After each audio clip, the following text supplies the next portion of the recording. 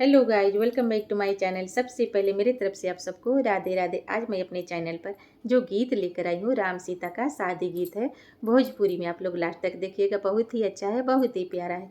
हर शादी में ये सब गीत गाना बहुत ज़रूरी है। अच्छा लगेगा तो कमेंट में जय श्री राम सीता माँ की जय जरूर लिखिएगा और शेयर भी कीजिएगा।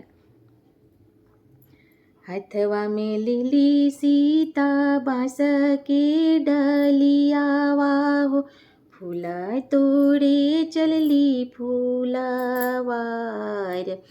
फूला तोड़े चलली फूलावार। फूलवा तोड़िया सीता हरवा बनावेल।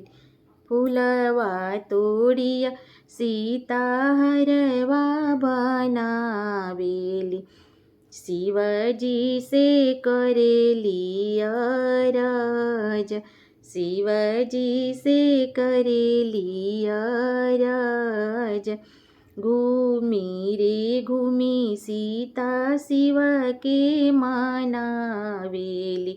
हरवा दिहली पहिराय। हरवा दिहली पहिराय।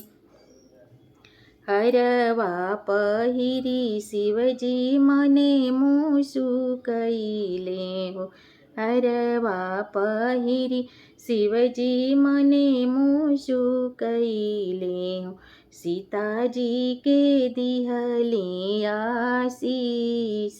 सीताजी के दिहले आशीष। जवन मंगन तू मंगबुवे सीता हो, उहे मंगन हम देव। उहे मंगन हम देव। अतना बचन जब सुनेली सीता हो, हाथ जोड़ी हुई गईली ठाड़। हाथ जोड़ी हुई गईली ठाड़। पहिला मंगन सीता नैहर के मांगेली। मांगेली जनक जैसन बाप। मांगेली जनक जैसन बाप। दूसरा मंगन सीताजी दूसरा मंगन सीता शिवजी से मांगेली। मांगेली सुनैना जैसन माई। मांगेली सुनैना जैसन माई।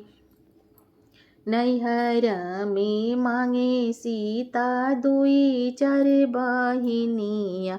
नैहर में मांगे सीता दुई चार बहिनिया। मांगेली भैया अकेल। मांगेली भैया अकेल।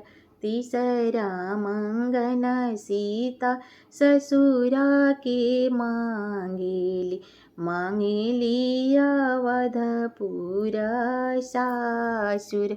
मांगेली अवधपुर सासुर। राजा दशरथ जैसन ससुर मांगेली। रानी कौशल्या जैसन सास। रानी कौशल्या जैसन सास। भरत लखन जैसन देवर मांगेली।